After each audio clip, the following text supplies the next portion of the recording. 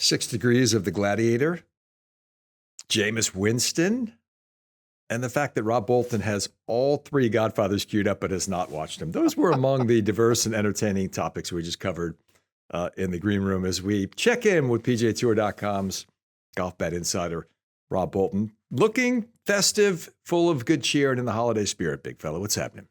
Thank you. I learned so much. My brain hurts now with our green room conversations. And yes, thank you. I know viewers count on me to bring the heat with the fashion. So here's another fastball today. And then, of course, Christmas is coming and the holidays for everybody. So here we are. Enjoy it a little bit with you today. Yeah, the official PGA Tour events are behind us. We've got the Hero World Challenge this week, and people can wager on it. And if that's the case, then Rob and I will convene every Wednesday. It's a life mantra I try to adhere to if I can. 20 players in the field, 8 of them first-timers. We'll get to a few. $5 million purse. That's a serious disbursement with $1 million going to the winner in a limited field of 20. So what's the betting outlook and strategy for gamers, for wagerers this week in a limited field of 20 high-powered players going this week at Tiger's event? Well, even if Scotty Scheffler was minus 1,000, you're going to bet on him to win. And you're still going to come out ahead because he's outpaced the market all year. It's obscene what he's been able to do. No, but he's plus 220 as we're speaking at BetMGM. He's not minus 1,000. It would be hilarious. That would be like if we were being trolled, and they would still generate, a lot of action on it. But they want to, keep it interesting. So there's Scotty Scheffler plus 220, and Justin Thomas is plus 900 at the second shortest. And those guys happen to be number 1 and 2 respectively. Kind of just fit themselves right into it in the power rankings this week. It was pretty easy.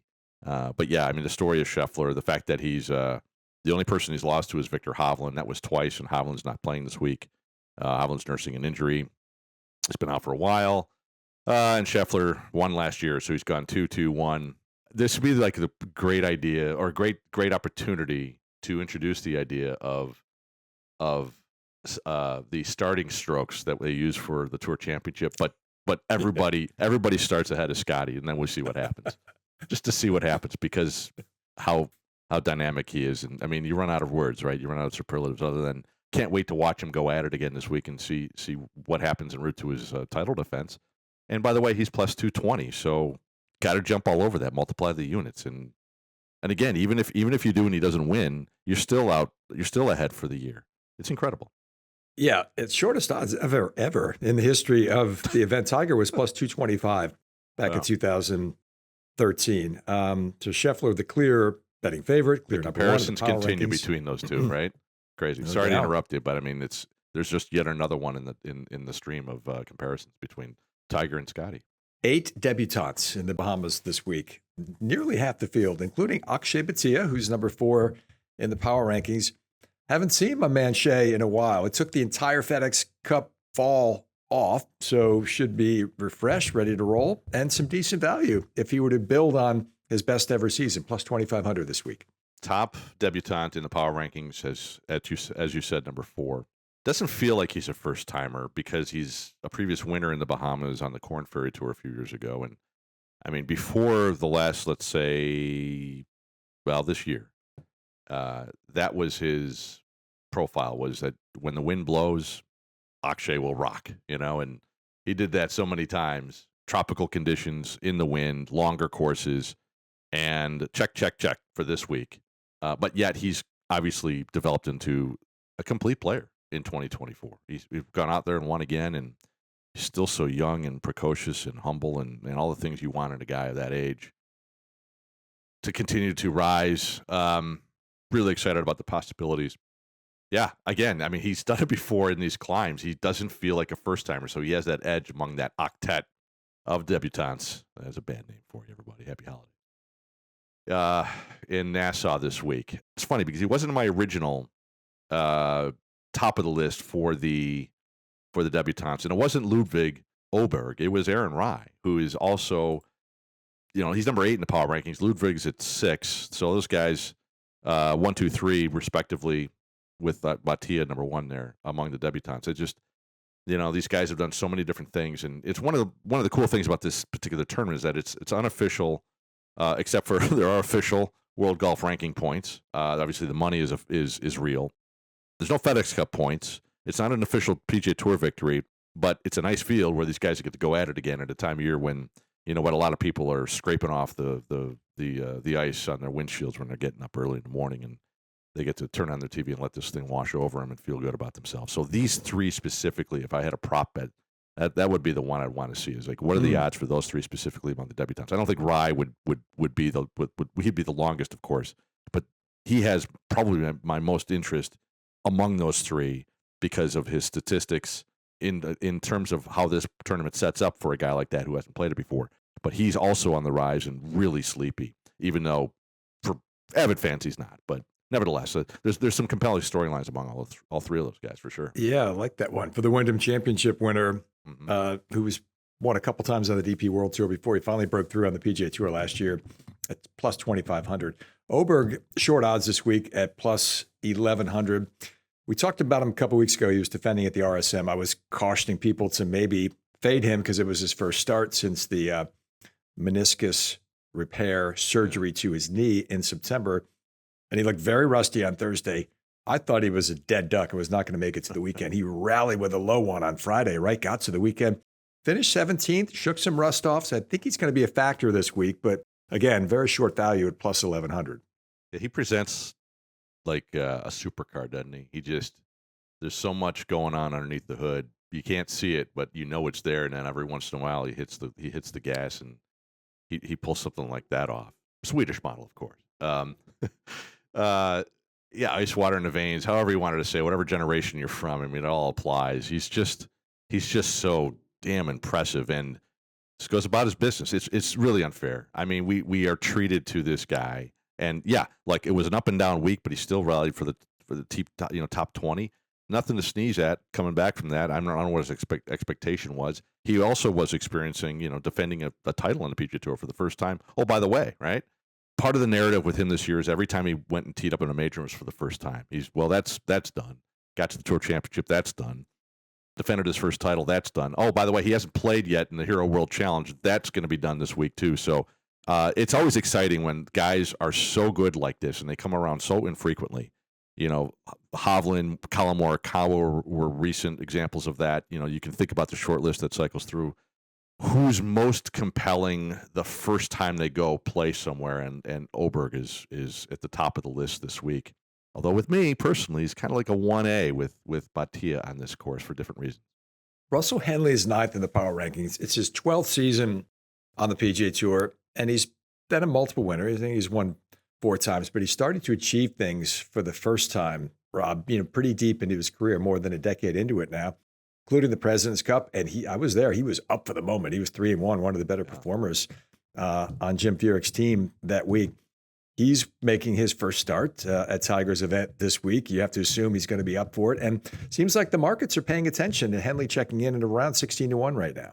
Yeah, exactly. And that's really respectful. He's tied for 5th shortest at BetMGM as we're speaking. When I think about Russell Henley, we as sports fans, we tend to worship the best of the best, and that's fun and for all those reasons. But when we get down to it, at the end of the day, I think we tend to relate better to people like Russell Henley, who go about their business in a really economical and efficient and lucrative way, but could be walking down the street and you're not even going to recognize him, and that says a lot for who he is as a person, but also just with a musical background. He's a bit of a Renaissance man for that. I dig that personally, of course. Who doesn't? But then he can retain this level of a consistently strong form at the day job. And so, yeah, again, a guy who we never seen, play this course gets an opportunity to do that. He can have fun with that. We can look at numbers often too much, and guys like Russell Henley and Sahith Theegala, who's number 10 in the power rankings and is back in the field this week. Sometimes it's better not to. The paralysis by analysis type of thing. It's a lot more of the long-term trending. It's a lot more of putting your faith in who we know the guy to be. And then in the absence of a negative. And neither of those guys, I'm looping Theegala into it because he happens to be right there, but neither of these guys present either of those things. So if you're looking at an outright market or a top 5 market especially, you lean into that. Again, me, viewers and readers know me. I tend to be conservative. Start from the bottom, play up. But both of those guys, even though they're 9-10 in the power rankings, I would have any problem endorsing both of them for full units for top fives this week. Robert McIntyre, number 12 in the power rankings. A magical season for the young Scot, the winner of the RBC Canadian Open, winner in his homeland at the Genesis Scottish Open as well. He's at plus 2,200. You just have to kind of wonder what's left in the tank after everything that he was able to achieve this year, right? I don't think so. I think he's okay. I mean, he's still young enough, right? He doesn't have he's accountable to his team, but that's pretty much it. And that's a good place to be for a professional. If you think about starting the year, like, what do you want to have happen? Well, I would like Robert McIntyre to win his first PGA Tour event with his dad on his bag. That would be a really cool story if that happens.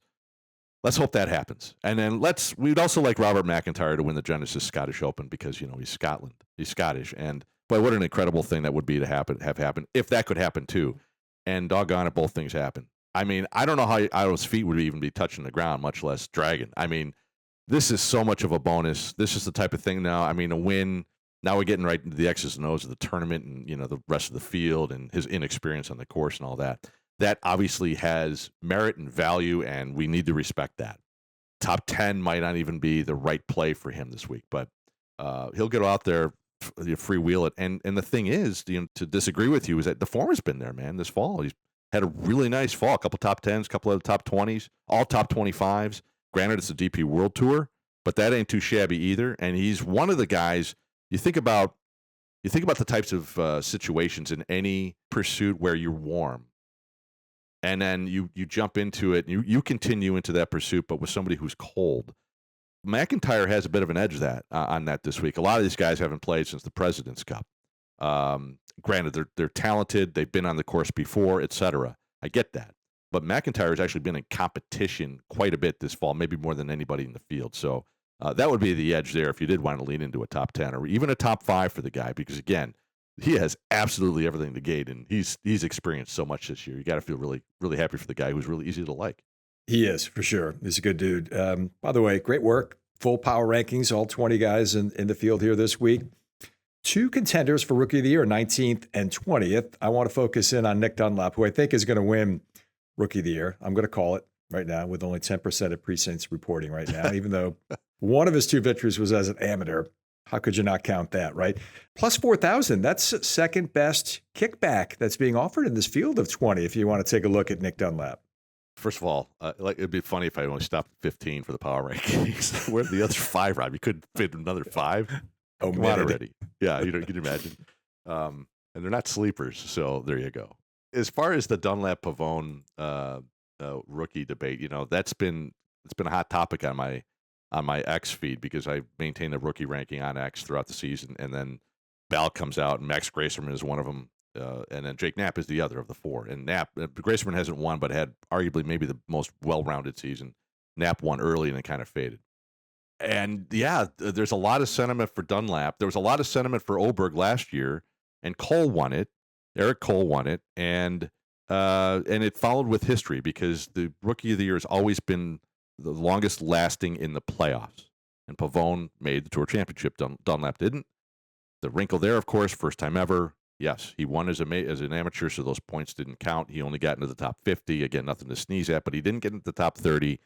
So history says that it's Pavone to win it. But yeah, I think Dunlap will win it as well. My pick is Pavone, but the readers and the followers have been convincing me otherwise. So I think I'm with you. It's just it's like I'd split the vote, and both would be deserving. It's one of those years. It's really something. It's phenomenal. Yes, Dunlap again in this field, and it happened to be there. I didn't expect this. Plus 4,000 for Dunlap, plus 6,600 for Pavone to win it. Pavone is easily in the worst form of everybody in the field, so that was an easy number 20. Odd thing to say, but it's true. And then Dunlap, just because of the inexperience. I mean, everything at this point, even more than McIntyre, is absolute gravy. I wrote about it. If he made this as a goal at the top of the year, it would have been absurd. And here he is, Dunlap in the field at the Hero World Challenge. So it's all gravy at that point. But yeah, again, with only 20, here are the reasons. With only 20, with the fact that he's won twice, the fact that he can play aggressively, the fact that there's no cut, that 4,000 number, that 40-1 number is awfully tasty. And, because there's only 20 and you might not be able to diversify as much as you like for a card, yeah, a unit for Nick Dunlap to win this thing is not again. If you're going to think about stories at the top of the year, Nick Dunlap winning the Hero World Challenge. Boy, wouldn't that be something if that happens? Maybe he'll have a cup of Joe with Robert McIntyre to get some of those good vibes. We got the Grant Thornton Invitational next week. People can wager on it, so we will reconvene. I would like that if you're Let's free. do Maybe we could do a little 2025 primer while we're at it as Good. well. You can follow the big fella on his X feed at Rob Bolton Golf. One more before we call it a year. Always good to catch up with you. Thanks, man.